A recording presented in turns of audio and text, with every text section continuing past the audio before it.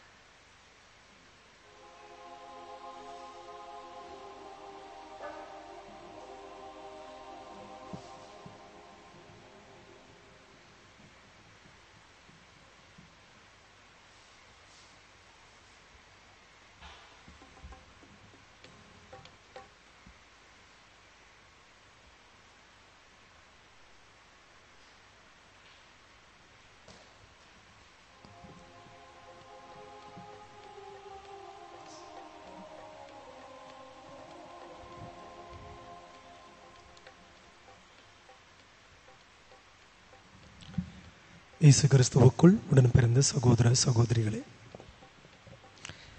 அருமையான இந்த காலை வேளை, காலையில் ஒரு அற்புதமான ஒரு காரியம். கடந்த சில நாட்களாக செம்ம வெயில், ரொம்ப அடிச்சு மண்டையே புழக்கிற லெவலுக்கு காய வச்சுக்கிட்டு இருந்துச்சு. இந்த வெயிலுக்கு மத்தியில் இன்னைக்கு செவ்வாய்க்கிழமை ஆராதனைக்கு நிறைய பேர் வர வேண்டியிருக்குது. நிறைய பேர் வரணும். எல்லாரும் கூடி வந்து இந்த வேலையில் ஜெபிக்கணும் அப்படின்னு சொல்லி ஒரு ஆசீர்வாதமான ஒரு மழையை இன்னைக்கு கடவுள் கொடுத்திருக்கிறார். காலையில் செம்ம மழை, நல்லா கொஞ்ச நேரம் தான், ஒரு 10 நிமிஷத்துக்கு 10 நிமிஷம் 5 நிமிஷம் தான் இருக்கும். பார்த்தா அடி செம்ம மழையாக பெஞ்சிச்சு. இப்போ நமக்கு ஒரு குளிர்ச்சியான ஒரு சூழல், ஒரு அருமையான ஒரு சீதோஷ்ண நிலையை கடவுள் இப்போதைக்கு கொடுத்திருக்கிறார். கடவுளுக்கு நன்றி சொல்வோம். கடவுளை நாம் இப்போது ஆராதிப்போம், அவரை மகிமைப்படுத்துவோம்.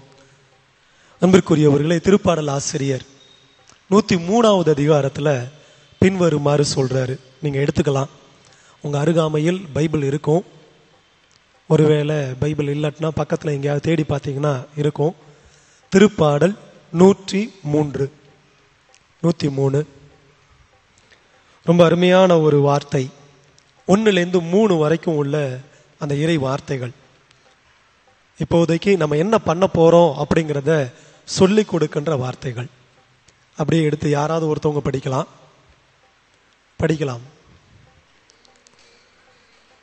என் உயிரே ஆண்டவரை போற்றிடு, என் உயிரே நீ ஆண்டவரை போற்றிடு. அன்பிற்குரியவர்களே, நேற்று இரவு நிறைய பேர் உறங்கச் சென்றார்கள். நாளை காலையில் எழுந்து விடுவோம்.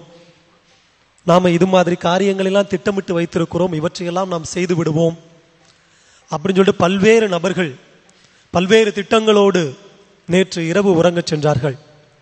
பல்வேறு திட்டங்களோடு நேற்று இரவு பல பேர் பயணத்தை மேற்கொண்டார்கள். பல்வேறு எண்ணங்களோடு பல்வேறு விதமான காரியங்களில் நேற்று இரவு முழுவதும் ஈடுபட்டு கொண்டிருந்தார்கள். ஆனா அவங்க எல்லோருமே இந்த புதிய நாளை கண்டார்களா அப்படின்னு சொல்லி கேட்டா கிடையாது. எத்தனையோ பேருடைய வாழ்க்கை டப்புன்னு ஏதோ ஒரு செகண்ட்ல அப்படியே முடிஞ்சு போயிருந்திருக்கு. அது ஒரு விபத்தா இருக்கலாம், அல்லது ஒரு நோயினால இருக்கலாம், அல்லது நன்றாக உறங்கி கொண்டிருந்தாங்க, திடீர்னு பார்த்தா இறந்துட்டாங்கப்பா, ஒன்றும் தெரியல அப்படின்னு சொல்லி இருக்கலாம். அன்பிற்குரியவர்களே, கடவுள் உயிரை கொடுத்திருக்கிறார். உங்களுக்கும் எனக்கும் இந்த உயிரை கொடுத்ததே மாபெரும் அதிசயம். இதுவே மாபெரும் அற்புதம். நேற்று இரவு உறங்க சென்ற நாம மீண்டுமாக எழும்ப வேண்டும், இந்த மூச்சு காற்றோடு நாம் இருக்க வேண்டும் அப்படின்னு சொல்லி அந்த காரியமே அதிசயம். அதனால அவர் சொல்றாரு, திருப்பாடல் ஆசிரியர் சொல்றாரு இந்த முதல் வார்த்தையில, என் உயிரே ஆண்டவரை போற்றிடு. ஏன்னா இந்த உயிர் கடவுள் கொடுத்தது, இந்த மூச்சு காற்று என் கடவுள் கொடுத்தது அப்படிங்கிறத நீ உணர்ந்து கொள். சில நேரத்தில் சில பேர் ஆடுவாங்க, கண்ணா போனான்னு தையத்தக்கான்னு மேல வானத்துக்கும் பூமிக்கும் குதிப்பாங்க. என்ன போல யாரும் இல்லை, நான் காலங்காலமா வாழ போறேன் அப்படின்னு நினைச்சுக்கிட்டு ஒரு சில காரியங்கள்லாம் செய்வாங்க. அவங்களுக்கு தெரியல உயிர் கடவுள் கொடுத்தது என்பதை அவர்கள் மறந்து இருக்கிறார்கள். அன்பிற்குரியவர்களே, நீங்களும் நானும் மறக்காம இருக்கிறோம். அதனாலதான் இந்த ஆராதனையில பங்கு பெற்று கொண்டிருக்கிறோம். கடவுள் தான் இதெல்லாம் கொடுத்தாரு அப்படி சொல்லி. என் உயிரே நீ ஆண்டவரை போற்றிடு. நம்ம எல்லாரும் சேர்ந்து இப்போது ஆண்டவரை போற்ற கூடி இருக்கிறோம். என் உயிரே நீ ஆண்டவரை போற்றிடு, என் முழு உள்ளமே அவரது பெயரை ஏத்திடு. ஏன்னா எல்லா பெயருக்கும் மேலான பெயராக இருப்பது கடவுளுடைய பெயர். இயேசு கிறிஸ்துனுடைய பெயருக்கு தூய பவுலடியார் சொல்றாரு. அதே போல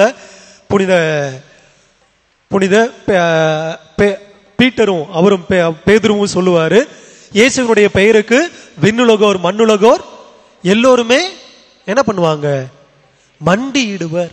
எல்லா பெயருக்கும் மேலான பெயரு கடவுளுடைய பெயருங்க. அவரை நீ போற்றணும். உன் பெயர் மகிமைப்படுத்தப்படணும், உன்னுடைய புகழ் ஓங்கணும். உன்னுடைய இதை மட்டும் நீ யோசிக்காத. நீ கடவுளை துதித்தாய் என்றால் எல்லாமே உனக்கு கொடுக்கப்படும் அப்படிங்கிறத திருப்பாடல் ஆசிரியர் இந்த 2 வசனங்களின் வழியாக சொல்லுகிறார். முதல்ல உயிரை கொடுத்த கடவுளை நீ போற்று. உன்னுடைய உயிர் கடவுளுக்குரியது, கடவுள் கொடுத்தது, நீ போற்று. இரண்டாவதாக அவர் சொல்லுவது கடவுளுடைய திருப்பெயரை நீ ஏத்தி போற்றிடு. ஏன்னா அது பெயர் தான் மேலான பெயர். அடுத்து 2வது வசனம், என் உயிரே ஆண்டவரை போற்றிடு. மறுபடியும் அவருடைய கனிவான செயல்களை அனைத்தையும் மறவாதே. கனிவான செயல்கள் அனைத்தையும் மறவாதே. என்ன கனிவான செயல்கள் கடவுள் செய்து கொண்டிருக்கிறார்? இல்ல கொஞ்சம் யோசிச்சு பார்த்தோம்னா எல்லாத்தையும் செய்யறவர் அவர் தாங்க. இந்த மூச்சு காற்றை கொடுத்ததும் அல்லாம இந்த நாள்ல இந்த சூரிய ஒளியை உதிக்க வைத்தது, இந்த மலையை பொழிய வைத்தது, அதே போல இந்த ஆலயத்திற்கு உங்களையும் என்னையும் பத்திரமாக அழைத்து வந்தது. இவ்வேளையில் உங்களையும் என்னையும் அமைதியாக உட்கார்ந்து இந்த இறை வார்த்தைகளை கேட்க வைத்தது. இப்படின்னு சொல்லி ஒன்னத்தையும் அவர் என்ன பண்றாரு, கனிவாக செய்து கொண்டிருக்கிறார். நான் கொண்டிருந்த ஆணவத்திற்கும் நான் செய்கின்ற பாவத்திற்கும் ஏற்ப அவர் தண்டிப்பார் என்றால் நான் இப்பொழுது உயிரோடு இருக்க முடியுமா? முடியாது. நீங்களும் நானும் செய்கின்ற அந்த அகம்பாவத்துக்கும் ஆணவத்துக்கும் அந்த ஆங்காரத்துக்கும் செய்த பாவங்களுக்கும் ஏற்ப நம்மை கடவுள் நடத்துகிறார் என்றால் இப்பொழுது நீங்களும் நானும் இங்க வந்து உட்கார்ந்து இருக்க முடியாது. ஏன்னா கடவுள் கனி உள்ளவராக இருக்கிறார். அதனால திருப்பாடலாசிரியர் சொல்றாரு, என்ன பண்றது, நீ கனி உள்ள செயல்களை மறக்காத, அதற்காக நீ போற்றிடு. என் உயிரே நீ ஆண்டவரை போற்றிடு, அவருடைய பெயரை நீ ஏத்தி போற்றிடு, அவருடைய கனிவான செயல்களை மறக்காத. அடுத்து உள்ள வசனம், அவர் உன் குற்றங்களை எல்லாம் மன்னிக்கிறார், உன் நோய்களை எல்லாம் குணமாக்குகிறார். Praise the lord, praise the lord, praise the lord. ரொம்ப அருமையான வார்த்தைகள்ல, அவர் உன் குற்றங்களை எல்லாம் மன்னிக்கிறார். கனிவான செயல்கள்ல இது ஒண்ணு. உன்னுடைய குற்றங்கள், உன்னுடைய பாவங்கள் எல்லாத்தையும் கடவுள் மன்னிக்கிறார், உன் நோய்களை எல்லாம் குணமாக்குகிறார். அன்பிற்குரியவர்களே, அது மனசு சம்பந்தப்பட்ட நோயா இருந்தாலும் சரி, உடல் சம்பந்தப்பட்ட நோயா இருந்தாலும் சரி, இந்த நோய்களை எல்லாம் குணமாக்க வல்லவராக கடவுள் இருக்கிறார். Price the lord, praise the lord, praise the lord. அன்பிற்குரியவர்களே, அதனால இவ்வேளையில் நாம எல்லாரும் கடவுளை போற்றி புகழ்வோம், போற்றி துதிப்போம். அதனோடு சேர்த்து இவ்வேளையில் தூய ஆவியானவர் நம்மோடு தங்க வேண்டும். இந்த வேளையில் அவர் நம்மீது பொழியப்பட வேண்டும். ஏன்னா தூய ஆவியார் இல்லாம ஆண்டவரை, நம்ம இயேசு கிறிஸ்துவை ஆண்டவரே என்று நம்மால் அழைக்க முடியாது. அவரை நாம் போற்றி புகழ முடியவே முடியாது. தூய ஆவியானவருடைய தூண்டுதல் இல்லாமல் உங்களாலும் என்னாலும் எதுவும் செய்துவிட முடியவே முடியாது. திருப்பாடல் ஆசிரியர் 51வது அதிகாரத்தை எடுத்துக்கொள்ளுங்க, 10வது வசனம். திருப்பாடல் ஆசிரியர் திருப்பாடல் 51வது அதிகாரம் 10வது வசனம். தூயதோர் உள்ளத்தை என்னுள்ளே படைத்தருளும் உறுதி தரும் ஆவியை. உங்களுக்கும் எனக்கும் இந்த கஷ்டங்கள்லையும் இந்த துன்ப துயரங்கள்லையும் இந்த வேதனை சோதனைகள்லையும் உறுதி தருகின்ற ஆவியை அவர் சொல்லி கேட்கிறாரு. நான் பாவம் பண்ணிட்டேன், அநியாயம் பண்ணிட்டேன், அக்கிரமம் பண்ணிட்டேன், என் பாவம் வாழ்க்கையிலிருந்து நான் விடுபட்டு வரணும்னு சொல்லி ஆசைப்படுறேன். ஆண்டவரே உம்முடைய உறுதி தரும் ஆவியை எனக்கு கொடுத்தருளும். அப்புறம் புதுப்பிக்கும் ஆவியை. அன்பிற்குரிய இதுதான் ரொம்ப முக்கியமான காரியங்க. ஓகேங்களா? நம்ம வீழ்ந்து போகலாம். வீழ்ந்து போனதுனால நம்முடைய உரிமையை நாம் இழந்திருக்கலாம், நம்முடைய தூய்மை தன்மையை நாம் இழந்திருக்கலாம், நம்முடைய நன்மைத்தனத்தை நாம் இழந்திருக்கலாம், நம்மீது பாவம் என்கின்ற அந்த கரை படிந்திருக்கலாம். இந்த சேரு நம்மை விட்டு அகல வேண்டும் என்றால் யாரு கூட இருக்கணுமா? தூய ஆவியானவர் நம்மோடு இருக்க வேண்டும். உறுதி தரும் ஆவியை, அப்புறம் என்ன தரும் ஆவியை? புதுப்பிக்கும் ஆவியை எனக்கு நீர் கொடுத்தருளும். என்னிடமிருந்து உம்முடைய ஆவியை எடுத்து விடாதேயும். அடுத்த வசனத்துல படிச்சீங்கன்னா தொடர்ந்து வரும், என்னிடமிருந்து உமது ஆவியை எடுத்து விடாதேயும். அன்பிற்குரியவர்களே, அந்த ஆவியானவர் உங்களுக்குள்ளாக எனக்குள்ளாக கொடுக்கப்பட்டிருக்கிறார், திருமுழுக்கின் மூலமாக கொடுக்கப்பட்டிருக்கிறார். உறுதி பூசுதலின் வழியாக நீங்களும் நானும் பெற்றுக் கொண்டிருக்கிறோம். இதோ இவ்வேளையில் எழுந்தருள் இருக்கின்ற இந்த நற்கருணை வடிவின் வழியாக கடவுள் அந்த தூய ஆவியை நமக்கு கொடுத்து கொண்டே இருக்கிறார். இவ்வேளையில் அந்த தூய ஆவியானவர் நம்மை அபிஷேகம் செய்ய வேண்டும், நம்முடைய குடும்பத்தை புதுப்பிக்க வேண்டும். எவையெல்லாம் நம்மை அடிமைப்படுத்தி நம்மை கரை உள்ளவர்களாக பாவ சேற்றிலே வாழ செய்து கொண்டிருக்கிறதோ அந்த சேற்றிலிருந்து முழுமையான ஒரு விடுதலையை கொடுத்து நம்மை புதுப்பித்து தூய்மையாக்கி கடவுளுக்கு உகந்த தூய உயிருள்ள பலியாக நம்முடைய உடலையும் நம்முடைய ஆன்மாவையும் நாம் படைக்க வேண்டும் என்று சொல்லி நம்ம எல்லாரும் சேர்ந்து எழுந்து நின்று இந்த ஆவியானவர் பாடலை சேர்ந்து பாடுவோம். அடிக்கடி நம்ம பாடிய பாடல் தான் ஆவியானவரே ஆற்றலானவரே அப்படின்னு சொல்லி அந்த பாடலை நான் பாட பாட சேர்ந்து பாடுவோம்.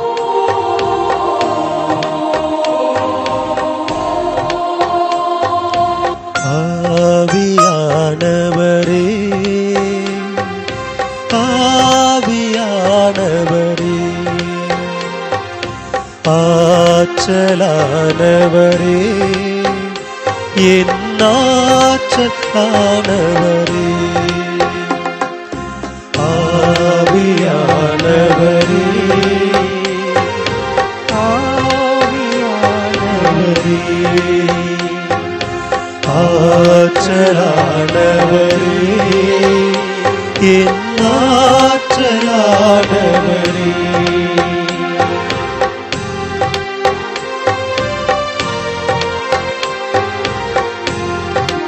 பாவத்தை கழுவும் ஆவியானவரே என் பாசத்தை கழுவும் ஆவியானவரே. அன்பிற்குரியவர்களே, ஒப்புரவு அருட்சாதனத்தில் நம்ம பங்கு பெறுவோம். அப்போதைக்கு குருவானவர் உங்கள் பக்கமாக தன்னுடைய கையை திருப்பி சில வேளைகளில் அந்த ஸ்டோல் என்கின்ற இந்த துகில் தோல் பட்டையை எடுத்து உங்களுடைய தலையின் மீது வைத்து ஜெபம் செய்வார். அப்போதைக்கு சொல்லுகின்ற ஜெபத்திலே இவ்வாறாக சொல்லுவார், பாவ மன்னிப்பிற்காக தூய ஆவியை பொழுந்தருளிய தேவன் அப்படின்னு சொல்லி அதை சொல்லிதான் பாவ மன்னிப்பை கொடுக்கின்றவர் தூய ஆவியானவராக இருக்கிறார். உங்களுடைய பாவ மன்னிப்பு உங்களுக்காக இந்த பாவ மன்னிப்பை தூய ஆவியாரே கொடுக்கிறார் அப்படி சொல்லி அவ்வேளையில் சொல்லி ஜெபிப்பார். அன்பிற்குரியவர்களே, பாவத்தை மன்னிக்கிறவர் தூய ஆவியானவர். என்ன பாவங்கள் செய்திருந்தாலும் சரி, அவருக்கு எதிராக செய்யப்பட்ட ஒரு பாவத்தை தவிர மற்ற பாவங்கள் எல்லாமே மன்னிக்கப்படும் அப்படின்னு சொல்லி இயேசு கிறிஸ்து சொல்லியிருக்கிறார். அன்பிற்குரியவர்களே, இவ்வேளையில நம்முடைய பாவங்கள் அனைத்தும் கழுவப்பட வேண்டும். அவருடைய பாசம் நம்மை கழுவ வேண்டும்.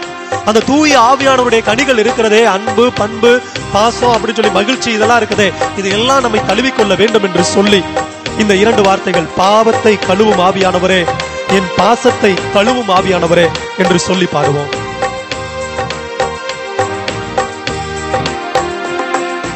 பாவத்தை கழுவும் ஆவியானவரே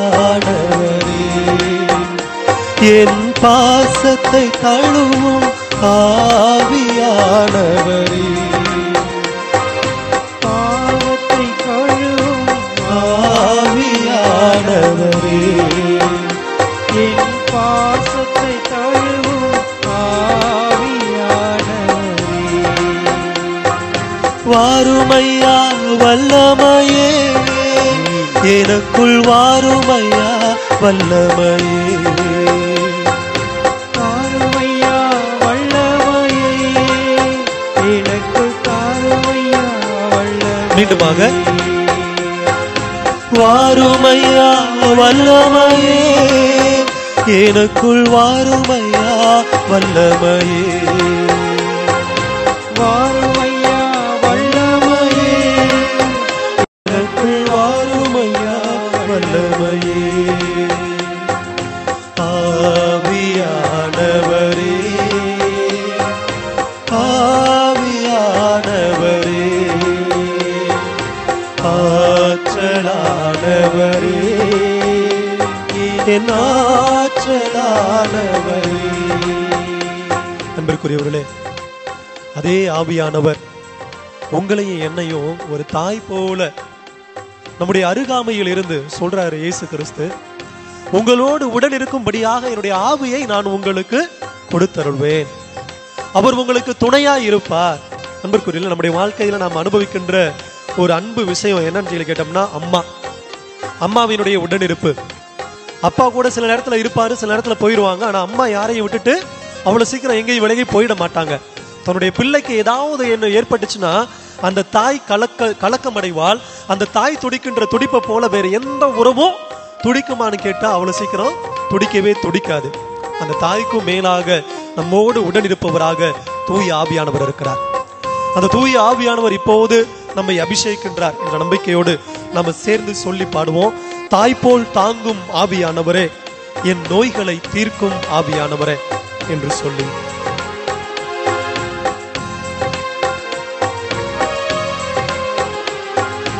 தாய்போல் தாங்கும் ஆவியானவரே, என் நோய்களை தீர்க்கும் ஆவியானவரே, தாய்போல் தாங்கும் ஆவியானவரே, என் நோய்களை தீர்க்கும் ஆவியானவரே, வாருமையா வல்லமையே, எனக்குள் வாருமையா வல்லமையே, வாருமையா வல்லமையே, எனக்குள் வாருமையா வல்லமையே, ஆவியானவரே, ஆவியானவரே, ஆற்றலானவரே, என் ஆற்றலானவரே. நம்புகிறீர்களே, அப்போஸ்தலர்கள் கலங்கி போயிருக்கிறார்கள். என்னடா இயேசு கிறிஸ்து இறந்து போயிட்டாரே, நம்ம இப்ப யாருடைய வல்லமையினால காரியத்தை செய்ய போறோம்? பல அற்புதத்தையும் அதிசயத்தையும் செய்தவர் இப்போது மறைந்து போய்விட்டார், இறந்து போய்விட்டார், அடக்கம் செய்தாகிவிட்டது. நம்மை கொல்வதற்காக இவர்கள் தேடிக்கொண்டிருக்கிறார்கள் அப்படின்னு சொல்லி அவங்க கலங்கி போயிருந்த நேரத்துல ஆவியானவர் பொழியப்படுகிறார். அந்த ஆவியானவர் வல்லமையை கொடுக்கிறார், ஆற்றலை கொடுக்கிறார். எதற்கும் பயப்படாதவர்களாக, எதற்கும் அச்சப்படாதவர்களாக துணிந்து சென்று உயிரே போனாலும் சரி நான் கடவுளுடைய வார்த்தையை அறிவிப்பேன், கடவுளுக்கு சான்று பகர்வேன் அப்படின்னு சொல்லி அவர்களை தூண்டுகிறார். அதே போல சாதாரண ஒவ்வொரு மனிதரையும் இன்றளவும் சரி பல்வேறு புனிதர்கள், குறிப்பாக இன்று நாம் கொண்டாடுகின்ற கோடி அற்புதர் புனித அந்தோணியார், அவரும் கலங்கின நேரங்களில் தேடியது இந்த ஆண்டவர், அந்த தூய ஆவியானவரை. கலங்கின நேரத்துல அந்த தூய ஆவியானவர் நம்மை திடப்படுத்துவராக, நமக்கு ஆக்கம் ஊட்டுபவராக, நமக்கு உறுதி அளிப்பவராக. எவ்வாறு இன்று திருப்பாடல நம்ம கேட்டோமோ, உறுதி அளிக்கும் ஆவியை எனக்கு கொடுத்தருளும் அப்படின்னு சொல்லி எவ்வாறு திருப்பாடல் ஆசிரியர் வேண்டினாரோ அதே போல இவ்வேளையில் நம்ம சொல்லி, கலங்கும் வேளையில் ஆவியானவரே எனக்குள்ளே வாரும், தீமையை எரிக்கும் ஆவியானவரே எனக்குள்ளே வாரும், என்னுடைய தீமைகள் எல்லாம் எரித்து போடும் என்று சொல்லி இவ்வேளையில் சேர்ந்து ஜெபிப்போம்.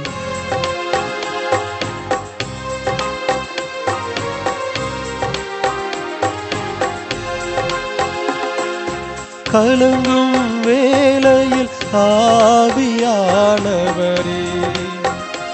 எங்கள் தீமையை எரிக்கும் ஆவியானவரே,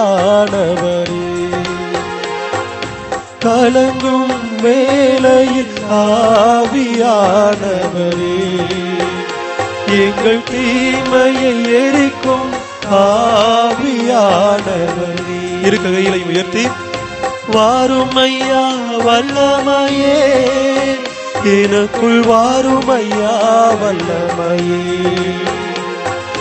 வாருமையா வல்லமையே, எனக்குள் வாருமையா வல்லமையே. ஆவியானவரே, ஆவியானவரே, ஆற்றலானவரே, என் ஆற்றலானவரே, ஆவியானவரே, ஆவியானவரே, ஆற்றலானவரே, என் ஆற்றலானவரே. வாருமையா வல்லமையே, எனக்குள் வாருமையா வல்லமையே. ஆமாவியானவரே, இவ்வேளையில எங்கள் ஒவ்வொருவரின் மீதும் நீர் இறங்கி வாரும். உம்முடைய வல்லமையினாலும் உம்முடைய ஆற்றலினாலும் எங்களை நிரப்பும். இறைவா, நாங்கள் வலுவற்றவர்கள், பலவீனமானவர்கள். ஆண்டவரே, பல்வேறு காரியங்களினால் எங்களுடைய உள்ளம் உடைந்து போய், எங்களுடைய உடல் நலிந்து போய், எங்களுடைய எண்ணங்கள் எல்லாம் மழுங்கி போய் நாங்கள் இருக்கிறோம். இறைவா, இவ்வேளையில உம்முடைய ஆவியானவரை எங்கள் மீது பொழிந்திரணும்.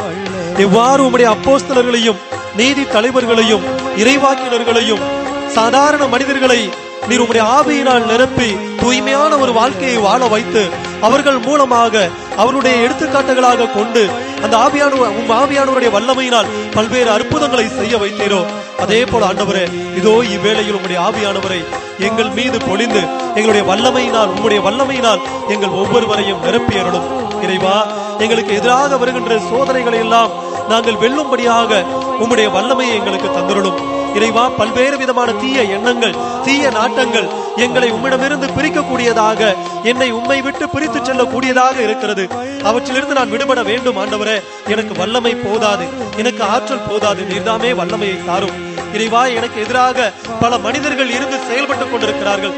நான் வாழ்ந்து விடக் கூடாது, வளர்ந்து விடக் கூடாது, அழிந்து போக வேண்டும், நான் உயர்ந்து விடக் கூடாது என்று எத்தனையோ பேர் கங்கணம் கட்டிக்கொண்டு செயலாற்றிக் கொண்டிருக்கிறார்கள். இறைவா, எனக்கு அவர்களை எதிர்க்கக்கூடிய திராணி இல்லை, சக்தி இல்லை. இவ்வேளையில உம்முடைய வல்லமையையும் சக்தியையும் எனக்கு கொடுத்திடணும். இறைவா, நல்ல பல காரியங்களை செய்வதற்கு நான் எத்தனிக்கிறேன். ஆனா அந்த நல்ல காரியங்கள் எல்லாம் செய்ய முடியாத அளவுக்கு தடைகளாக வந்து கொண்டே இருக்கிறது. இறைவா, இவ்வேளையில் உம்முடைய வல்லமையை கொடுத்து உம்முடைய ஆவியை என் மீது பொழிந்து ஆண்டவரே, உம்முடைய ஆற்றலினால் எங்கள் ஒவ்வொருவரையும் நிரப்பி இவ்வேளையில் இறைவா எல்லா தடைகளையும் நீர் அகற்றி அந்த தடைகள் எல்லாம் நாங்கள் வெற்றி படிகட்களாக மாற்றி செயல்பட எங்கள் ஒவ்வொருவருக்கும் அருள் புரிவீராக.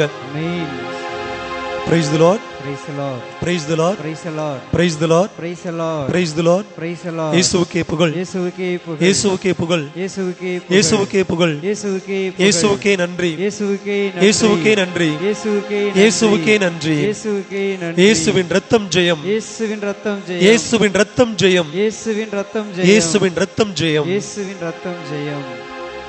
நம்மிற்குள்ளே அமர்வோம். ஆவியானவர் எப்படிப்பட்டவராக இருக்கிறார் அப்படின்னு சொல்லி பல திருவிவிலிய வசனங்கள் நமக்கு எடுத்து மிகின்றன. தொடக்க நூல்ல ஆவியானவர் தண்ணீரின் மீது அசைவாடி கொண்டிருக்கிறார். அந்த ஆவியானவர் வழியாக சொல்லுகிறார், ஒளி தோன்றுக, தோன்றியது. பகலையும் இரவையும் பெருக்கிறார். தொடர்ந்து அந்த படைப்பாற்றல் மிக்க ஆவியாக ஆவியானவர் இருக்கிறார். கடவுளுடைய ஆவியானவர் படைப்பாற்றல் மிக்கவர். இப்ப சொன்னமே, புதுப்பிக்கும் ஆவியும் அவர்தான், படைப்பவரும் அவர்தான். அன்பிற்குரியவர்களே, ரோமையருக்கு எழுதிய புத்தகம் 15வது ரோமையருக்கு எழுதிய திருமுகத்துல 15வது அதிகாரம் 13வது வசனம் ரொம்ப அருமையா சொல்லக்கூடிய வார்த்தைகள். எதிர்நோக்கை 15:13 எதிர்நோக்கை தரும் கடவுள் நம்பிக்கையால் உண்டாகும் பெருமகிழ்ச்சியாலும் அமைதியாலும் உங்களை நிரப்புவாராக. அடுத்து, அவ்வாறு தூய ஆவியாரின் வல்லமையால். பெருமகிழ்ச்சி கிடைக்கணும், உங்களுக்குள்ள பெருமகிழ்ச்சி இருக்கணும் அப்படின்னா அவ்வாறு எதிர்நோக்கை தரணும், எதிர்நோக்கை பெற்றுக்கொண்டவர்களாக நீங்களும் நானும் இருக்கணும்னா தூய ஆவியாரை பெற்றுக்கொண்டவர்களாக, தூய ஆவியானவரை நம்மை விட்டு விலகாதவராக நாம் பார்த்து கொள்ள வேண்டும். அந்த தூய ஆவியானவர் என்ன பண்றாரு? எதிர்நோக்குடன் வாழ அருள் தருவார். எதிர்நோக்கு அப்படிங்கிறது என்ன? இந்த காலத்துல நம்ம இந்த ஜூபிலி ஆண்டுல நமக்கு திருத்தந்தை வழங்கி இருக்கின்ற ஒரு செய்தி. இந்த தலைப்புல நீங்க சிந்தியுங்க, இந்த தலைப்புல இந்த வருடம் முழுவதும் சிந்தியுங்க அப்படின்னு சொல்லி கொடுத்திருக்கிறார். அது என்னது? பில்கிரிம்ஸ் ஆஃப் ஹோப் அப்படிங்கிறது, எதிர்நோக்கின் திருப்பயணிகள். அப்ப எதிர்நோக்கின் திருப்பயணிகள். இந்த வாழ்க்கையில நாம பல காரியங்களை எதிர்நோக்கி இருக்கிறோம். இந்த மனித வாழ்க்கையில பல்வேறு விதமான மகிழ்ச்சியை, பல்வேறு விதமான சங்கடங்களை, பல்வேறு விதமான சந்தோஷமான காரியங்களை, உயர்த்தக்கூடிய காரியங்களை, வாழ்வை வளமாக்கக்கூடிய காரியங்களை, அதே நேரத்தில் நம்முடைய கால்களை பின்னால் இழுத்து போடுகின்ற காரியங்களும் நாம எதிர்நோக்கி இருக்கிறோம், எதிர்நோக்கி இருக்குது. சில இடத்துல நம்ம யோசிச்சுட்டே போவோம், ஐயோ இப்படி நடந்துருமோ, இப்படி நடந்துருமோ, நடந்துருச்சு. ஆண்டவரே இந்த நல்லதை கொடுத்தா நல்லா இருக்கும், நடந்துருச்சு. அப்ப இந்த எதிர்நோக்கை கொடுப்பவர், எதிர்நோக்கை கொடுத்து உங்களுக்கு மகிழ்ச்சியை, உங்களை அதற்கு முன்பாக வழிநடத்தி செல்பவர் யாரா இருக்கிறாரு? தூய ஆவியானவர் இருக்கிறார். அதே போல இந்த தூய ஆவியானவர் கற்றுத்தருபவராக இருக்கிறார், நமக்கு சொல்லிக் கொடுத்து நினைவூட்டுபவராக இருக்கிறார். இன்னைக்கு குழந்தைங்க 10வது 11வது 12வது அந்த பொது தேர்வை எழுதி கொண்டிருக்கிறார்கள். இந்த வேளையில நம்ம எல்லாரும் சேர்ந்து ஜெபிக்கிறோம் அப்படின்னா இந்த தூய ஆவியானவரை நோக்கி ஜெபிக்கலாம். அவர் கற்றுக் கொடுக்கிறார், நினைவூட்டுகிறார். யோவான் நற்செய்தி 14வது அதிகாரம் 26வது வசனம். யோவான் நற்செய்தி 14வது அதிகாரம் 26வது வசனம். அப்படி பாருங்க, இதுலதான் கற்றுத்தருபவராகவும், ஓகேங்களா, அவர் கற்றுத்தருபவராகவும் நினைவூட்டுபவராகவும் இருக்கிறார். யார் எடுத்தீங்க? படிக்கலாம், படிங்க. நான் தந்தையுள்ளும் நீங்கள் என்னுள்ளும் நான் உங்களுள்ளும் இருப்பதை நீங்கள் அறிந்து கொள்வீர்கள். யார் மூலமா அறிந்து கொள்வீர்கள்? கற்றுக் கொடுக்கிறாரு. நான் தந்தையுள்ளும் நீங்கள் என்னுள்ளும் இருப்பதை நீங்கள் அறிந்து கொள்வீர்கள். கடவுள் என்னுள்ளும் இருப்பதை நீங்கள் அறிந்து கொள்வீர்கள். யாரு மூலமா? தூய ஆவியானவர் மூலமாக. அவர் உங்களுக்கு நினைவூட்டி அவர் உங்களுக்கு கற்றுத்தருவார். அதற்கு அடுத்தபடியாக கலாத்தியருக்கு எழுதிய திருமுகம் 5வது அதிகாரம் 22 23 அப்படியே நீங்க படிச்சீங்கன்னா கனிகள், தூய ஆவியானவருடைய கனிகள் மொத்தம் எத்தனை இருக்கும்? 8 12? கொடைகள் எத்தனை, கனிகள் எத்தனை? கொடைகள் 8, கனிகள் 12 இல்லையா? அன்பு, மகிழ்ச்சி, அப்படியே வரிசையா போயிட்டு இருக்கோம். எதிர்நோக்கு அப்படின்னு சொல்லி வரிசையா போயிட்டு இருக்கோம். இந்த கனிகளை எல்லாம் கொடுத்து ஆசீர்வதிக்கக்கூடியவராக தூய ஆவியானவர் நம்மிடையே இருக்கிறார். அதற்கு அடுத்தபடியா அப்போஸ்தலர் பணி 1வது அதிகாரம் 8வது வசனம். திருத்தூதர் பணி 1வது அதிகாரம் 8வது வசனம். தூய ஆவியானவருடைய வல்லமை, எப்படி வல்லமை மிக்கவரா தூய ஆவியானவர் இருக்கிறார் அப்படிங்கிறத இந்த வசனங்கள் சொல்லுகிறது. தூய ஆவி உங்களிடம் வரும்போது நீங்கள் கடவுளது வல்லமையை பெற்றவர்களாக இருப்பீர்கள். ஓகேங்களா? தூய ஆவியானவர் உங்களிடம் வரும்போது யாருடைய வல்லமையை நீங்களும் நானும் பெற்றுக்கொள்வோம்?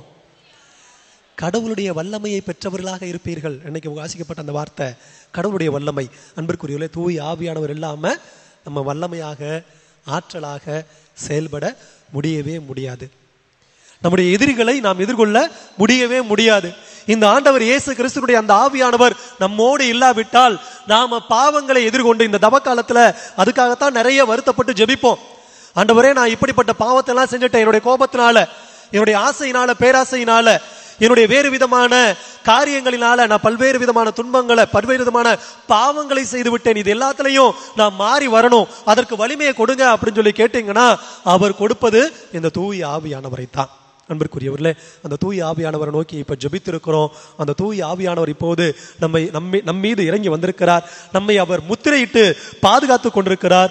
அவர் நமக்கு வெளிப்படுத்தி கொண்டிருக்கிறார். என்னென்ன காரியங்கள் நாம் செய்ய வேண்டும், செய்யக்கூடாது என்பதை நமக்கு வெளிப்படுத்தி கொண்டிருக்கிறார். அன்பிற்குரியவர்களே, இப்படி நான் இன்னைக்கு காலையில உட்கார்ந்து யோசிச்சு கொண்டு இருந்தேன். என்ன செய்தியை மக்களுக்கு சொல்வது? ஆண்டவரே, தூய ஆவியானவரே, எனக்கு ஏதாவது ஒரு செய்தியை சொல்லிக் கொடுங்க. நான் சொல்லணும், மக்களுக்கு சொல்லணும். அவங்க வந்துட்டு வெறுமனே சென்று விடக்கூடாது. அவங்க வாழ்க்கையில பல்வேறு விதமான காரியங்கள்னால கஷ்டப்பட்டு வருவாங்க. துன்ப துயரத்தினால வந்திருப்பாங்க. சில பேர் உனக்கு மகிழ்ச்சி, உமக்கு நன்றி செலுத்தணும்னு சொல்லிட்டுலாம் வருவாங்க. இப்படி வர்றவங்களை சும்மா வெறுங்கையா நான் அனுப்பிடக்கூடாது. அந்த வெற்று மனத்தவராய் அதே சங்கடத்தோடு நான் அனுப்பிவிடக் கூடாது. ஆவியானவரே, எனக்கு ஏதாவது சொல்லி எனக்கு வெளிப்படுத்துங்களேன், ஏதாவது ஒரு செய்தியை சொல்லுங்களேன் அப்படின்னு சொல்லி ஜெபித்து கொண்டிருந்த போது ஒரு வசனம், எசாயா புத்தகம். இந்த வசனத்தை தான் நம்ம இப்ப இந்த நேரத்தில் தியானிக்க போறோம். எசாயா புத்தகம் 38வது அதிகாரம் 1-8 வரைக்கும் உள்ள இறை வார்த்தைகள். அந்நாட்களில் எசேக்கியா நோய்வாய்ப்பட்டு சாகும் நிலையில் இருந்தார். ஆமோத்சின் மகனான எசாயா இறைவாக்கினர் அவரை காண வந்து அவரை நோக்கி, ஆண்டவர் கூறுவது இதுவே. யாரு எசேக்கியா அப்படின்னு சொல்லி கேட்டீங்கன்னா, இஸ்ரேல் மக்களுடைய மன்னராக அவர் இருக்கிறார். இந்த மன்னர் கிட்ட யாரு வர்றா? எசாயா இறைவாக்கினர் வந்து சொல்றாரு, நீ சாகும் தருவாயில் இருக்கிறாய் அப்படிங்கிறத பார்த்துட்டு, அவற்றை சாகும் தருவாயில் இருக்கிற அவரை பார்த்து எசாயா இறைவாக்கினர் இறைவாக்கு உரைக்கிறார். கடவுள் அவருக்கு கனவில் வெளிப்படுத்தியதை இப்போது அவருக்கு சொல்லுகிறார். ஓகேங்களா? எசாயா இறைவாக்கினருக்கு கனவில் கடவுள் வெளிப்படுத்துகிறார், எசேக்கியா சாக போகிறான், நீ போய் அவனுக்கு இந்த இறைவாக்கை சொல் அப்படின்னு சொல்லி அறிவுறுத்தி அனுப்புகிறார். இப்ப எசாயா இறைவாக்கினர் எசேக்கியாவை சந்தித்து இந்த வார்த்தைகளை சொல்லுகிறார். என்ன சொல்றாரு? நீர் உம் வீட்டு காரியத்தை ஒழுங்குபடுத்தும், ஏனெனில் நீர் சாக போகிறீர். என்ன வார்த்தை? ஃபர்ஸ்ட் ஒரு வார்த்தை பாத்துங்க. நீர் உம்முடைய வீட்டு காரியங்களை ஒழுங்குபடுத்தும். சாவுக்கு தயாரிப்பு இல்லையா? சாவுக்கு தயாரிப்பு. அடுத்து எப்படி மாறுகின்றத அதுக்கு அடுத்து பார்க்கலாம். நீர் உம்முடைய வீட்டு காரியங்களை ஒழுங்குபடுத்தும் அப்படின்னா என்ன அர்த்தம்? அவன் வீட்டுல வாழ்றது சரியில்லை, அவனும் சரியில்லை, அவனுடைய மனைவி சரியில்லை, பிள்ளைமார்கள் சரியில்லை, அது மட்டுமல்லாமல் அவன் செய்கின்ற பணிகள் சரியில்லாம இருக்குது. அவனை பார்த்து கடவுள் எச்சரிக்கிறார். இறைவாக்கினருக்கு கொடுத்த அந்த கனவின் வழியாக, அந்த இறைவாக்கின் வழியாக எசேக்கியா மன்னனை எச்சரிக்கிறார், சொல்லுகிறார், உன்னுடைய வீட்டு காரியங்களை நீ ஒழுங்குபடுத்து. அன்பிற்குரியவர்களே, நமக்கும் சில நேரங்களில் கடவுள் கனவின் வழியாக சொல்லுவார். கனவின் வழியாக சொல்லுவார், எம்மா நீ போற காரியம் தப்பு, உன் வீட்டில் இது மாதிரி காரியங்கள் நடக்கிறது, இது தப்பு. உங்களுக்கு எனக்கு வெளிப்படுத்திருப்பார். சில நேரங்கள் அந்த கனவிற்கான அர்த்தம் புரியாமல் நம்ம விழித்து கொண்டிருப்போம். ஆனா வெளிப்படுத்தியிருப்பார், சொல்லுவாரு, இந்த காரியங்களை நீ ஒழுங்குபடுத்து, இந்த காரியங்களை நீ சரிவர செய், நீ சாக போற, அல்லது உன் வீட்டுக்கு வேறு ஏதாவது கேடு எதுவும் நடந்துடக்கூடாது, உனக்கு எந்த துன்பமும் நேர்ந்து விடக்கூடாது, அதனால தயவு செய்து உனக்கு நான் எச்சரிக்கிறேன், உன்னுடைய வீட்டு காரியங்களை நீ ஒழுங்குபடுத்து அப்படின்னு சொல்லி எசேக்கியா இறைவாக்கினருக்கு, எசேக்கியா மன்னனை பார்த்து சொல்லியதை போல நமக்கும் சில நேரங்களில் கடவுள் வெளிப்படுத்தி கொண்டிருக்கலாம். யோசித்து பார்ப்போம். அடுத்து சொல்லக்கூடிய வார்த்தை, நீர் பிழைக்க மாட்டீர், அவ்வளவுதான், நீர் சாக போறீர் அப்படின்னு சொல்லிட்டாரு. அப்புறம் எசேக்கியா சுவர்புறம் தம் முகத்தை திருப்பிக் கொண்டு ஆண்டவரிடம் மன்றாடி, யார பாக்குறாரு? இங்க சொன்ன இறைவாக்கினரை பார்க்கல. எசேக்கியா இறைவாக்கினர் மூஞ்சுக்கு முன்னாடி சொல்றாரு, அவரை பார்க்கல. உடனே எசேக்கியா முகத்தை சுவர்புறமாக திருப்பிக் கொண்டு அவர் என்ன பண்றாரு? ஆண்டவரே, நான் உம் திருமுன் உண்மை வழியில் மாசற்ற மனதுடன் நடந்து வந்ததையும் உம் பார்வைக்கு நலமானவற்றை செய்ததையும் நினைத்தருளும். நிறைய நேரத்தில் நம்மளும் அப்படித்தானே ஜெபிக்கிறோம், ஆண்டவரே நான் அப்படி என்னத்த பாவத்தை பண்ணிட்டேன், ஏன் இப்படி எல்லாம் ஒரு சோதனை எனக்கு வாழ்க்கையில கொடுத்து கொண்டிருக்கிறேன், ஏன் இப்படி அடுக்கடுக்கா என்னுடைய வாழ்க்கையில பல்வேறு விதமான வீழ்ச்சிகள் என்னுடைய வாழ்க்கையில அப்படி சொல்லி நம்ம சொல்லி கேட்போம்ல. அதே மாதிரி அவரும் சொல்றாரு, நான் நேர்மையானவனும் உண்மையானவனும் தானே நடந்துகிட்டேன், ஏன் ஆண்டவரே எனக்கு இப்படிப்பட்ட ஒரு கஷ்டம், ஏன் நான் இப்படி விரைவில் சாக வேண்டும் அப்படின்னு சொல்லி அவர் ஜெபிக்கிறார். ஜெபிக்கின்ற பொழுது என்ன நடக்குது? என்று கூறி கண்ணீர் சிந்தி தேம்பி தேம்பி எழுதார்.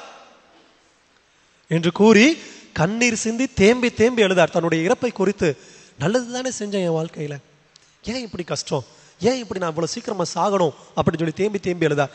நிறைய நேரங்கள் நம்முடைய வாழ்க்கையில நாமளும் சில நேரங்கள்ல இப்படி அழுவோம். என் வாழ்க்கையில ஏன் ஆண்டவர் இப்படி கஷ்டம், அடுக்கடுக்கா சோதனை ஏன் ஆண்டவரே, நான் நேர்மையானவனா தானே இருந்தேன், நான் உண்மையானவனா தானே இருந்தேன், நான் உண்மையானவளா தானே நடந்து கொண்டேன், நான் பற்றுமிக்கவளாகத்தானே இருந்தேன், ஏன் இப்படி கஷ்டம் அப்படின்னு சொல்லி நாம அழுகின்ற பொழுது, கண்ணீர் விட்டு ஜெபிக்கின்ற பொழுது அடுத்து என்ன நடக்குதுன்னு பாருங்களேன். அப்போது ஆண்டவரின் வாக்கு எசாயாவுக்கு அருளப்பட்டது. மறுபடியும் சொல்றாரு, கடவுள் சொல்றாரு, என்ன சொல்றாரு, நீ எசேக்கியாவிடம் சென்று கூற வேண்டியது, உன் தந்தை தாவீதின் கடவுளாகிய ஆண்டவர் கூறுவது இதுவே, உன் கண்ணீரை கண்டேன். அன்பிற்குரியவர்களே, இதான் கடவுள் சொல்ற வாக்குங்க. Amen. Praise the lord, praise the lord, praise the lord. நீங்க உண்மையானவங்களா நேர்மையானவங்களா இருந்த போது, கண்ணீர் விட்டு உங்களுக்கு எதிராக செய்கின்ற தீமைகளை நினைத்து கதறி அழுகின்ற பொழுது, தேம்பி தேம்பி அழுகின்ற பொழுது, உங்களுக்கு கடவுள் மீண்டுமாக வாக்குறுதி சொல்றாரு. என்ன சொல்றாரு, நான் உன் கண்ணீரை கண்டேன், உன் கண்ணீருடைய கனத்தை நான் அறிவேன். மனுஷனுக்கு அது தெரியாது. அந்த கண்ணீர் சாதாரண ஒரு டிராப் மாதிரி, இது முதல கண்ணீர் விட்டு அழுகுது, இதுக்கு என்ன வந்துச்சு, சும்மா அழுதுகிட்டு இருக்குது அப்படின்னு சொல்லி இந்த மனிதர்கள் சொல்லிவிட்டு போகலாம். ஆனா கடவுளுக்கு அந்த கண்ணீரினுடைய கனம் தெரியும். அது எவ்வளவு ஆழமான கண்ணீர், அது எவ்வளவு வருத்தத்துக்குரிய கண்ணீர், அது எவ்வளவு அந்த வெப்பத்தை ஏந்தி கொண்டிருக்கின்ற கண்ணீர். ஏன்னா கண்ணீர்ல இருந்து வரும்போது சில நேரங்கள் அப்படியே சுடும். வேதனையினால வடிக்கின்ற கண்ணீர் அப்படியே சுட்டு எரிக்கும். நம்முடைய கண்ணங்களை தொடுகின்ற பொழுது நம்ம உணர்வோம். அந்த கண்ணீரின் கனத்தையும் அந்த வெப்பத்தையும் கடவுள் அறிந்தவராக இருக்கிறார். உன் கண்ணீரை கண்டேன் அப்படின்னு சொல்லி கடவுள் சொல்றார். Price the lord, praise the lord, praise the lord. அன்பிற்குரியவர்களே, அவர் அழுகிறாரு. எசேக்கியேல் சாகும் தருவாயில இருக்கக்கூடிய அவர் அழுகிறாரு, அவருடைய கண்ணீரை காண்கிறாரு. அதே கடவுள் அன்பிற்குரியவர்களே, இன்னைக்கு நீங்கள் சிந்திக் கொண்டிருக்கின்ற கண்ணீரை கடவுள் காண்கிறார். அதுக்கு அடுத்தபடி அவருள்ள வார்த்தை,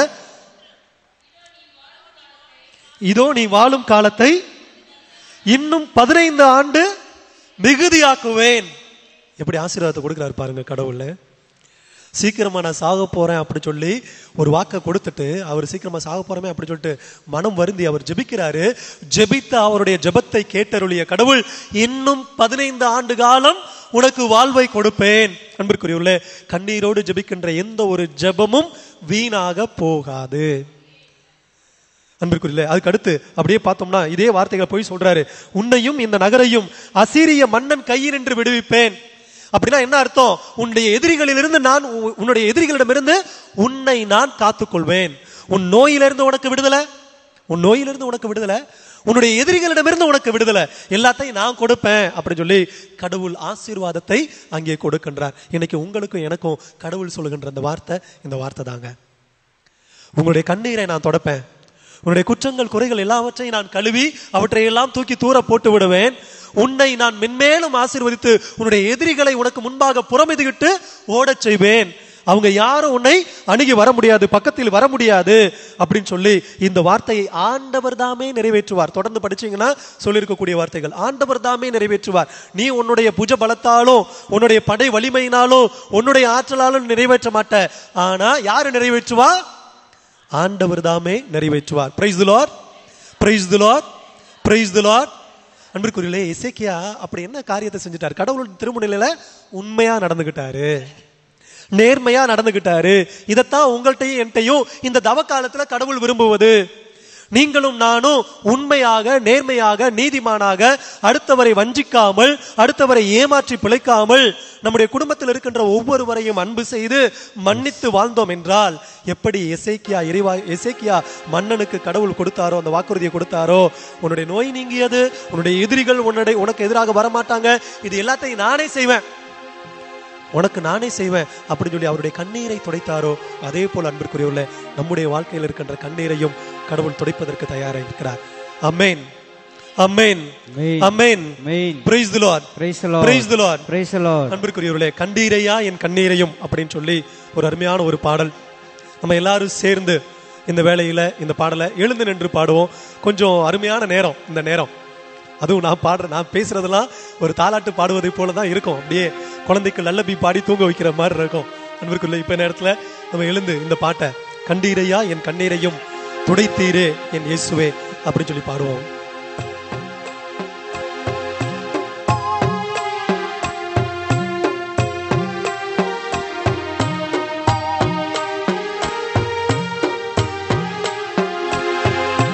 கண்டீரையா என் கண்ணீரையும் துடைத்தீரே என் இயேசுவே.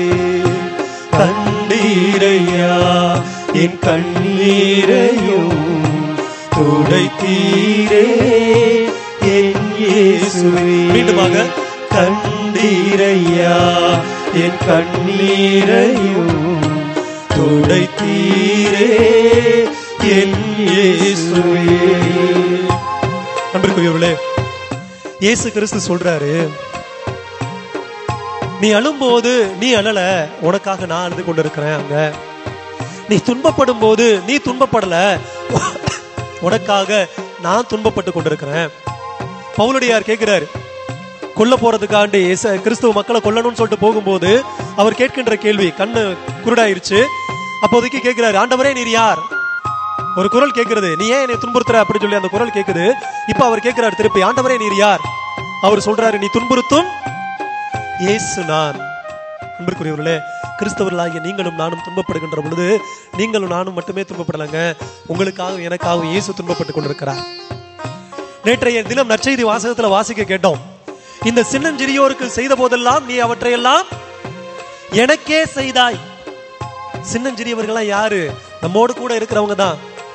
நம்மோடு கூட இருக்கின்ற, நம்ம பசித்து இருக்கின்ற, உணவில்லாமல் இருக்கின்ற, ஆடை இல்லாமல் இருக்கின்ற, நோயினால் அவதிப்பட்டு கொண்டிருக்கின்ற, தண்ணீர் இல்லாமல் தவித்துக் கொண்டிருக்கின்ற, சிறையில் அடைபட்டு நீதியின் பொருட்டு சிறையில் அடைபட்டு துன்பப்பட்டு கொண்டிருக்கின்ற இவங்க எல்லாருமே சிறியவர்கள். இந்த சிறியவர்களுக்கெல்லாம் நீங்க செஞ்ச போதெல்லாம் யாருக்கு செஞ்சீங்க? எனக்கே செஞ்சீங்க. அப்போ நம்ம ஒவ்வொருவருக்குள்ளாகவும் கடவுள் இருக்கிறாரு. நமக்கு உதவி செய்கிறார்கள் என்றால் அது கடவுளுக்கே உதவி செய்கிறார்கள் என்ற அர்த்தம்.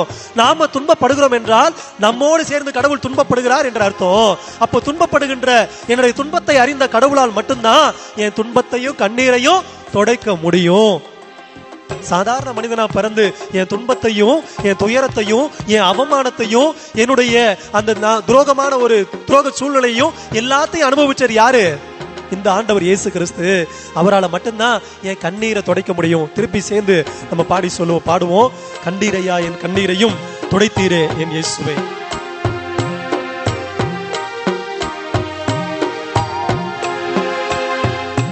தலை குனிந்த என் வாழ்க்கையை உடைந்து போன என் உள்ளத்தை, தலை குனிந்த என் வாழ்க்கையை உடைந்து போன என் உள்ளத்தை சேர்த்து கொண்டதே உம் அன்பு, என்னை சேர்த்து கொண்டதே உம் அன்பு, சேர்த்து கொண்டதே உம் அன்பு, என்னை சேர்த்து கொண்டதே உம் அன்பு. கண்ணீரையா என் கண்ணீரையும் துடைத்தீரே என் இயேசுவே. கண்டீரையா என் கண்ணீரையும் துடைத்தீரே என் இயேசுவே. அன்பிற்குரியவர்களே, இந்த உலகம் என்கிட்ட பலவற்றை எதிர்பார்க்குது இல்லையா? என் பிள்ளை நிறைய சொத்து சேர்த்து வைக்க வேணும் அப்படின்னு சொல்லி என்கிட்ட எதிர்பார்க்கலாம். அப்படி நான் அந்த சொத்து சேர்த்து வைக்கல, அவனுக்கு நான் அந்த சொத்தை நான் கொடுக்கல அப்படின்னா அவன் என் மீது அன்பு செலுத்த மாட்டான், அவன் என்னை வெறுப்பான். என்னுடைய நண்பர்கள், அவர்களுக்கு நான் செலவு செய்யணும், அவங்களுக்கு ஏதாவது பெரிய உதவியை நான் செய்யணும், என்கிட்ட இருக்கிற எல்லாவற்றையும் நான் அவங்களுக்கு கொடுத்து விடணும் அப்படின்னு சொல்லி சில நண்பர்கள் எதிர்பார்ப்பாங்க. அப்படி நாம கொடுக்கலன்னா அந்த நண்பர்கள் கூட இருக்க மாட்டாங்க, எப்போது கீழே விழுவோம் அப்படின்னு சொல்லி நம்மை துரோகிகளை நமக்கு துரோகம் செய்துவிட்டு அவர்கள் மாறி போவார்கள். அதே போல பலவற்றை எதிர்பார்த்து வாழுகின்ற உறவுகளால் சில நேரங்கள்ல நாம வெறுப்புக்கு உள்ளாவோம். அது மட்டுமல்லாம உறவுகளும் நம்மை வெறுக்கும். நண்பர்களே, உலகம் என்னை வெறுத்தாலும் இந்த உலகம் வெறுக்கும். யாரு வேண்டுமானாலும் உங்களை வெறுக்கலாம், ஆனா உங்களையும் என்னையும் படைத்த கடவுள் ஒருபோதும் நம்மை வெறுப்பது கிடையாது. அந்த சிலுவையிலே தொங்குகின்ற பொழுதும் அவர் மன்னிப்பை கொடுத்து, இவர்கள் செய்வது என்னவென்று தெரியாமல் செய்கிறார்கள் அப்படி சொல்லி அந்த மன்னிப்பை கொடுத்து அந்த அன்பை முழுமையாக கொடுத்தவர் தான் நம்ம ஆண்டவர் இயேசு கிறிஸ்து. தன்னுடைய கரங்களை விரித்தவராய் இன்னும் இப்பொழுதும் தன்னுடைய கரங்களை விரித்து, வா மகனே, வா மகளே, நீ எங்கதான் போயிருந்தாலும் சரி, என்னை வெறுத்து நீ சென்றாலும் சரி, உன்னை நான் வெறுக்க மாட்டேன், நீ எப்போது வந்தாலும் நான் உன்னை ஏற்றுக்கொள்வதற்கு தயாராக இருக்கிறேன் அப்படின்னு சொல்லி நம்மை அரவணைத்துக் கொள்பவர் தான் நம்ம ஆண்டவர் இயேசு கிறிஸ்து. உலகம் என்னை வெறுத்தாலும், சொந்த பந்தங்கள் எல்லாம் என்னை தூசித்தாலும் சேர்த்து கொண்டதே உன் அன்பு என்று சொல்லி நம்ம பாடுவோம்.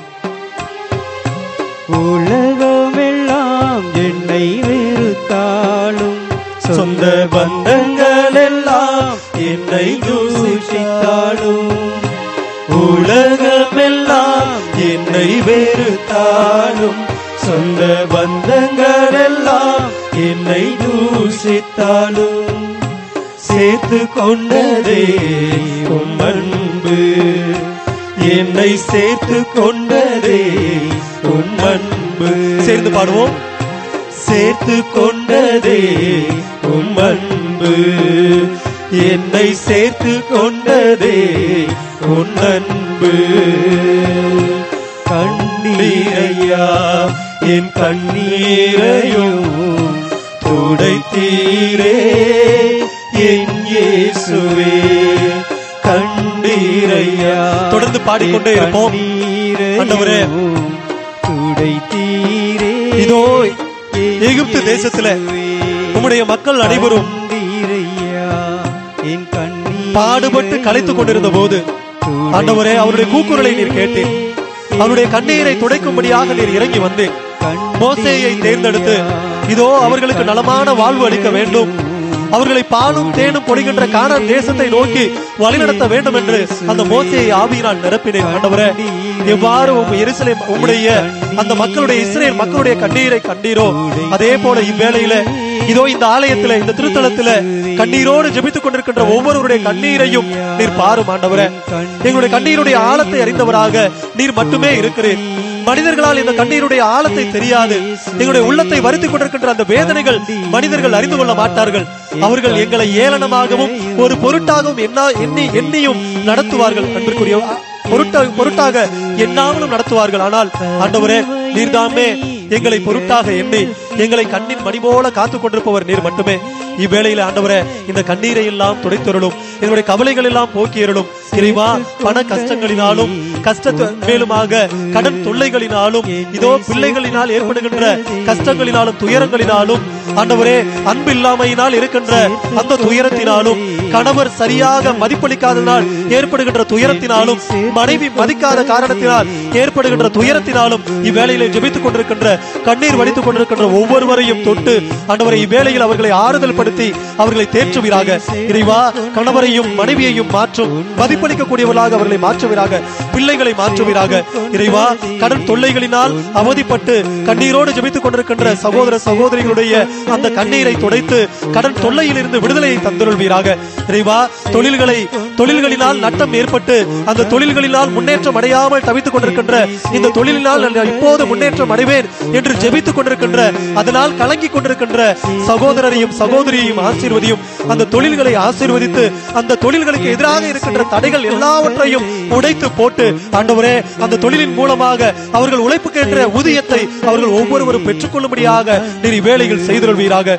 இறைவா, உடல் நோய்களினால் பல்வேறு விதமான கேன்சர் அல்லது வேறு விதமான நீரிழிவு நோய் அல்லது உடல் நோய்கள், உடல் வலிமை இல்லாமை, உடல்களில் பல்வேறு இடங்களில் வலி, தலைவலி, வயிற்று வலி, முதுகு வலி, கால் வலி, தண்டு வலி, எல்லா வலிகளையும் ஆண்டவரே இவ்வேளையிலே உம்மிடத்திலே ஒப்புக் கொடுத்து ஜெபிக்கின்றோம். கண்ணீரோடு இந்த வலிகள் எல்லாம் நீங்கும்படியாக ஜெபித்துக் கொண்டிருக்கின்ற சகோதர சகோதரிகளை இவ்வேளையிலே நீ தொட்டு சுகப்படுத்தியரும் ஆண்டவரே. உம்முடைய வல்லமையுள்ள கரத்தினால் தொட்டருளும் ஆண்டவரே. அவருடைய கண்ணீரை நீர் காணும் ஆண்டவரே. அந்த கண்ணீரை துடைத்து அவர்களுக்கு நிம்மதி பெருமூச்சை கொடுத்தருளும். இறைவா, இன்னும் பல்வேறு விதமான துன்பங்களும் துயரங்களும் எங்களுடைய வாழ்வை அழித்து நாங்கள் எப்போதும் கண்ணீர் வடிக்கும்படியாக செய்து கொண்டிருக்கிறது. இறைவா, இவ்வேளையில நீர்தாமே உம்முடைய கரத்தினால் தொட்டு எங்கள் கண்ணீரை துடைப்பீராக. வல்லமையுள்ள நல்ல தந்தையே, ஆமென். என் கண்ணீரையும் துடைத்தீரே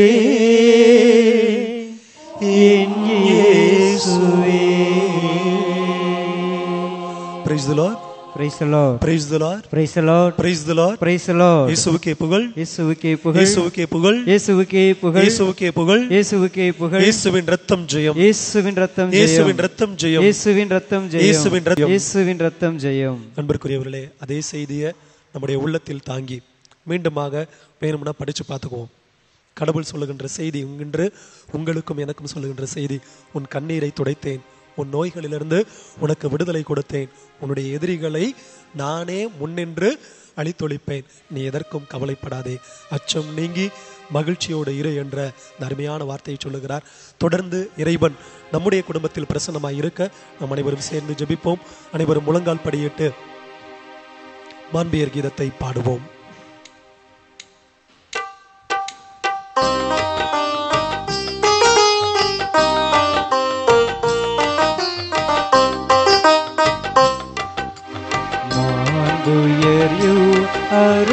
அருளடையாளத்தை தாழ்ந்து பணிந்தே ஆராதிப்போம். பழைய நியம முறைகள் அனைத்தும் இனி மறைந்து முடிவு பெறுக. புதிய நியம முறைகள் வருக. புலன்களாலே மனிதன் இதனை அறிய இயலா. குறைகள் நீக்க நம்பிக்கையின் உதவி பெறுக. தந்தை அவர்க்கும் மகன் இவர்க்கும் புகழ்ச்சியோடு வெற்றியார்க்கும். மீட்பின் பெருமை ஆட்சிமையோடு வலிமை வாழ்த்து யாவுமாக. இருவரிடமாய் வருகின்றவராம் தூய ஆவி ஆனவர்க்கும் அளவில்லாத சம புகழ்ச்சி என்றுமே உண்டாவதாக.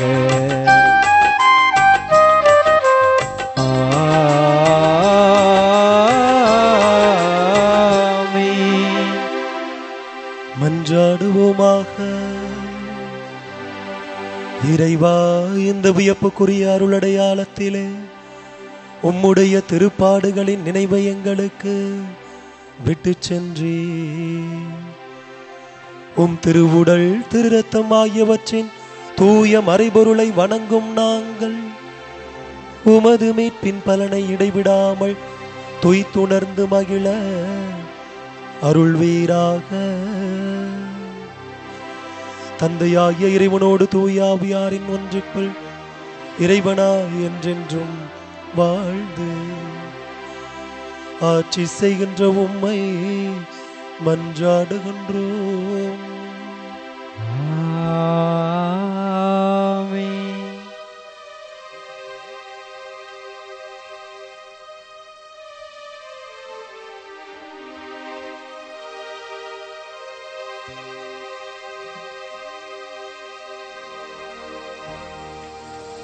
கண்டீரையா என் கண்ணீரையும்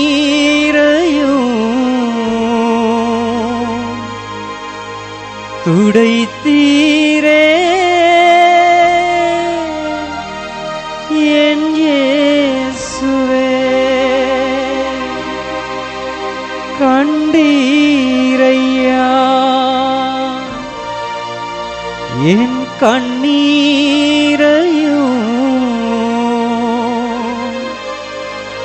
துடைத்தீரே